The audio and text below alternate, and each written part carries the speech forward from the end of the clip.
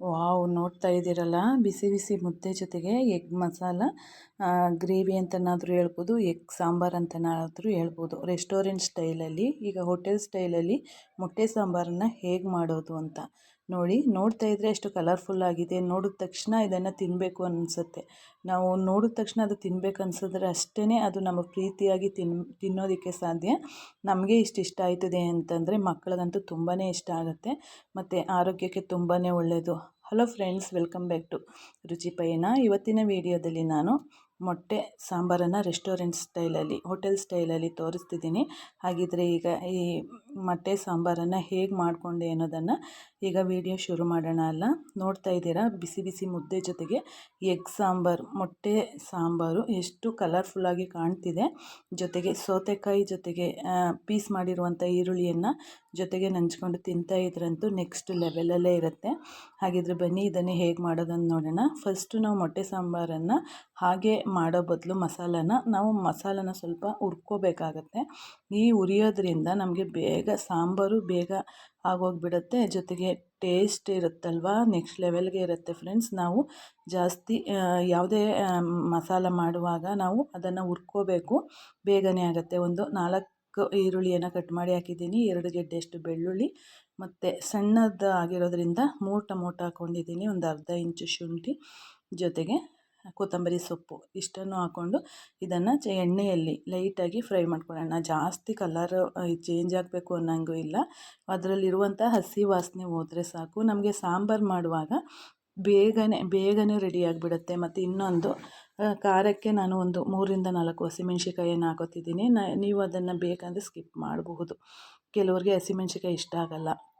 ಈಗ ಹಾಕ್ತಾ ಇರುವಂಥದ್ದು 2 ಸ್ಪೂನ್ ಆಗೋಷ್ಟು ನಾನು ಮಟನ್ ಸಾಂಬಾರು ಪೌಡರ್, ಇದು ಮನೆಯಲ್ಲೇ ಮಾಡಿರುವಂಥ ಪೌಡರು. ಇದಿಲ್ಲ ಅಂತಂದರೆ ನೀವು ಅಚ್ಕಾರದ ಪುಡಿ ಮತ್ತು ಧನಿಯಾ ಪುಡಿ ಹಾಕೊಂಡ್ರೆ ಸಾಕಾಗತ್ತೆ. ಕನ್ಸಿಸ್ಟೆನ್ಸಿ ನೀವು ಎಷ್ಟು ಜನಕ್ಕೆ ಮಾಡ್ತಿದ್ದೀರಾ ಅನ್ನೋದ್ರ ಮೇಲೆ ನೀವು ಅದನ್ನು ಹಾಕ್ಕೋಬೇಕಾಗತ್ತೆ. ನಾವು ಏನೇ ಮಸಾಲ ಹಾಕಬೇಕಾದ್ರೂ ಅಷ್ಟೇ, ಕನ್ಸಿಸ್ಟೆನ್ಸಿ ನಾವು ಇಷ್ಟು ಜನಕ್ಕೆ, ಒಂದು 5 ಜನಕ್ಕೆ ಮಾಡ್ತಿದ್ದೀವಿ ಅಂತಂದಾಗ ಎಷ್ಟು ಹಾಕಬೇಕು ಅನ್ನೋದನ್ನು ನೋಡ್ಕೋಬೇಕು. ಇದರ ಜೊತೆಗೆ ನಾನು ಒಂದು ಚಿಕ್ಕ ಹೋಳಲ್ಲಿ ಅರ್ಧ ಆಗುವಷ್ಟು ನಾನು ಕಾಯಿ ತುರಿಯನ್ನು ತುರಿದು ರೆಡಿ ಮಾಡ್ಕೊಂಡಿದ್ದೀನಿ. ಇಲ್ಲ ಅಂದರೆ ಸ್ವಲ್ಪ ಕೊಬ್ಬರಿಯನ್ನು ಹಾಕ್ಕೋಬೋದು, ಇಲ್ಲಾಂದರೆ ಸ್ವಲ್ಪ ಗೋಡಂಬಿ ಇರುತ್ತೆ ನೋಡಿ, ಗೋಡಂಬಿ ಹಾಕ್ಕೊಂಡ್ರೂ ನಡೆಯುತ್ತೆ. ಸಾಂಬಾರು ರುಚಿಯಾಗಿ ತಿಕ್ನೆಸ್ ಆಗಿ ಬರಲಿ ಅಂತ ಹೇಳಿ ಇದನ್ನು ಹಾಕುವಂಥದ್ದು. ಈಗ ಸ್ವಲ್ಪ ಜಾಸ್ತಿ ಬೇಡ, ಸ್ವಲ್ಪ ಇದನ್ನು ತಣ್ಣಗಾಗಕ್ಕೆ ಬಿಟ್ಟು ಅದನ್ನು ಜಾರ್ಗೆ ಹಾಕಿ ರುಬ್ಕೊಂಡಿದ್ದೀನಿ. ಅಷ್ಟು ಹದವಾಗಿ ರುಬ್ಕೋಬೇಕು.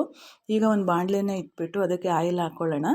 ಆಯಿಲ್ ಹಾಕ್ಕೊಂಡು ನಾನು ಇದಕ್ಕೆ ಒಂದು ಅರ್ಧ ದಪ್ಪ ಗಾತ್ರದ ಈರುಳ್ಳಿಯನ್ನು ಅರ್ಧ ತಗೊಂಡು ಸಣ್ಣದಾಗಿ ಹೆಚ್ಚಿಟ್ಕೊಂಡಿದ್ದೀನಿ. ಅದನ್ನು ಅಷ್ಟೇ ನೀಟಾಗಿ ಫ್ರೈ ಮಾಡ್ಕೋಬೇಕು. ಅದು ಹಸಿ ವಾಸನೆ ಹೋಗುವವರೆಗೂ ಫ್ರೈ ಆದರೆ ಸಾಕಾಗತ್ತೆ. ಈ ನಂತರ ನಾವು ಅದಕ್ಕೆ ಏನು ಮಸಾಲೆ ರುಬ್ಕೊಂಡಿದ್ವಲ್ಲ, ಆ ರುಬ್ಬಿರುವಂಥ ಮಸಾಲೆನ ಚೆನ್ನಾಗಿ ಮಿಕ್ಸ್ ಮಾಡ್ಕೋಬೇಕು. ಕುದಿಸ್ಬೇಕು ಅನ್ನುವಂಥದ್ದು ಏನಿಲ್ಲ, ಯಾಕೆಂದರೆ ಎಲ್ಲ ಮಸಾಲನೂ ಫ್ರೈ ಆಗಿದೆ. ಹಾಗಾಗಿ ನಮಗೆ ಎಷ್ಟು ತಿಕ್ನೆಸ್ ಬೇಕು ಕನ್ಸಿಸ್ಟೆನ್ಸಿ ನೋಡಿಕೊಂಡು ನೀರನ್ನು ಹಾಕ್ಕೋಬೇಕು. ಒಂದೇ ಸತಿ ನೀರನ್ನು ಹಾಕ್ಕೋಬೇಕಾಗತ್ತೆ.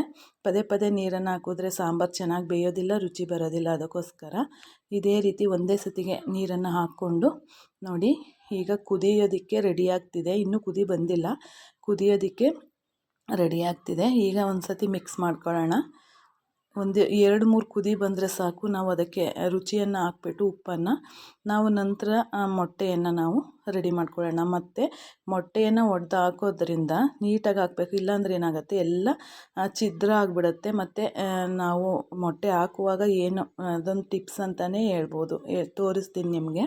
ಈಗ ನೋಡಿ, ಸಾಂಬಾರು ಕುದೀತಾ ಇದೆ.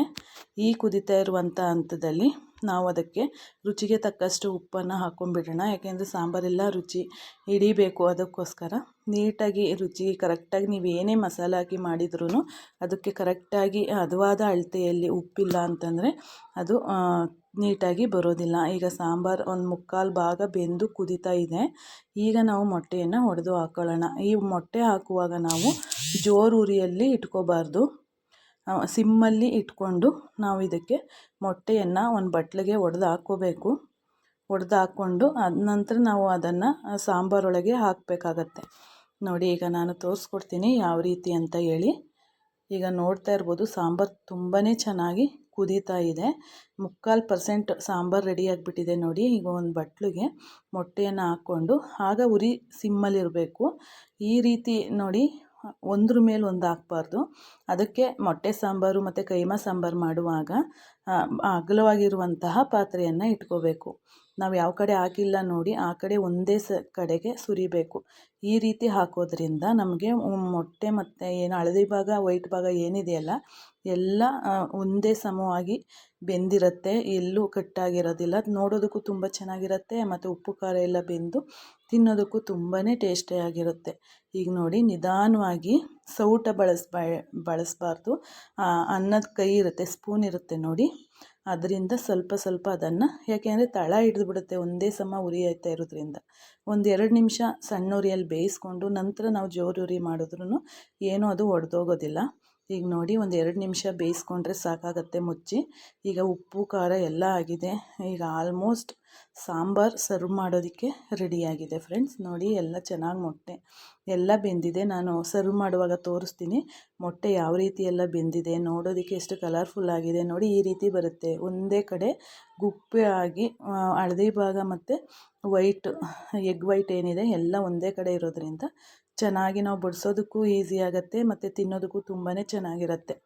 ಈಗ ನೋಡ್ಬೋದು ಎಲ್ಲ ಒಂದೇ ಸಮವಾಗಿದೆ, ನೀವು ನೋಡ್ತಾ ಇದ್ದೀರಾ, ಅದಕ್ಕೆ ತೋರಿಸ್ತಿದ್ದೀನಿ. ಈಗ ನಾವು ಸರ್ವ್ ಮಾಡ್ಕೊಳ್ಳೋಣ. ಬಿಸಿ ಬಿಸಿ ಮುದ್ದೆ ರೆಡಿಯಾಗಿದೆ. ಮುದ್ದೆ ಜೊತೆಗೆ ನಾವು ಈ ಮೊಟ್ಟೆ ಸಾಂಬಾರನ್ನು ಸರ್ವ್ ಮಾಡ್ತಿದ್ದೀನಿ. ಮೊಟ್ಟೆಗಳ್ನ ನೀವು ನೋಡ್ಬೋದು. ಆ ರೀತಿ ಮೊಟ್ಟೆಯನ್ನು ಒಡೆದು ಬಿಡೋದ್ರಿಂದ ಮೊಟ್ಟೆ ಈ ಶೇಪ್ಗೆ ಬರುತ್ತೆ ಮತ್ತು ಎಲ್ಲೂ ಒಡೆದೋಗೋದಿಲ್ಲ. ನೋಡೋದಕ್ಕಂತೂ ತುಂಬಾ ಚೆನ್ನಾಗಿ ಕಾಣಿಸ್ತಿರುತ್ತೆ. ಎಲ್ಲ ಒಂದೇ ಕಡೆ ಇರೋದ್ರಿಂದ ಅದನ್ನು ನೋಡೋದಕ್ಕೂ ತುಂಬ ಚೆಂದ ಮತ್ತು ತಿನ್ನೋದಕ್ಕೂ ತುಂಬಾ ಚೆಂದ. ನಾನು ಒಂದು 6 ಮೊಟ್ಟೆಯನ್ನು ಹಾಕಿದ್ದೆ. ಈಗ ನೋಡ್ಬೋದು. ಈಗ ನಾನು ಇದನ್ನು ತೋರಿಸ್ತಿದ್ದೀನಿ ನೋಡಿ. ಇದ್ರ ಜೊತೆಗೆ ಸೌತೆಕಾಯಿ ಮತ್ತು ಈರುಳ್ಳಿ ಪೀಸನ್ನು ಇಟ್ಕೊಂಡು ಊಟ ಮಾಡ್ತಿದ್ರಂತೂ ಅದ್ರ ರುಚಿ ನೆಕ್ಸ್ಟ್ ಲೆವೆಲ್ಗೆ ಇರುತ್ತೆ. ಈಗ ನೋಡಿ, ಇಷ್ಟು ಕಲರ್ಫುಲ್ಲಾಗಿ ಸಾಂಬಾರು ಬಂದಿದೆ ಮತ್ತು ಒಬ್ಬೊಬ್ಬರು ಮಾಡೋ ರೀತಿ ಒಂದೊಂದು ಥರ. ಈ ರೀತಿ ಒಮ್ಮೆ ಟ್ರೈ ಮಾಡಿ ರುಚಿ ಹೇಗಿದೆ ಅಂತ ಕಮೆಂಟಲ್ಲಿ ತಿಳಿಸಿ. ಈಗ ಈ ವಿಡಿಯೋ ನೋಡಿದ್ರಿ ಅಲ್ಲ, ನಿಮ್ಮ ಅನಿಸಿಕೆ ಅಭಿಪ್ರಾಯನ ಖಂಡಿತವಾಗ್ಲೂ ಕಮೆಂಟ್ ಬಾಕ್ಸಲ್ಲಿ ತಿಳಿಸಿ. ಮುಂದಿನ ಇನ್ನೊಂದು ಇಂಟರೆಸ್ಟಿಂಗ್ ರೆಸಿಪಿಯೊಂದಿಗೆ ನಿಮ್ಮನ್ನೇ ಭೇಟಿಯಾಗ್ತೀನಿ ಅಂತ ಹೇಳ್ತಾ ಧನ್ಯವಾದಗಳು ಫ್ರೆಂಡ್ಸ್. ಹೀಗೆ ನಮ್ಮ ಚಾನಲನ್ನು ಸಪೋರ್ಟ್ ಮಾಡ್ತಾಯಿರಿ, ನೋಡ್ತಾಯಿರಿ. Thank you.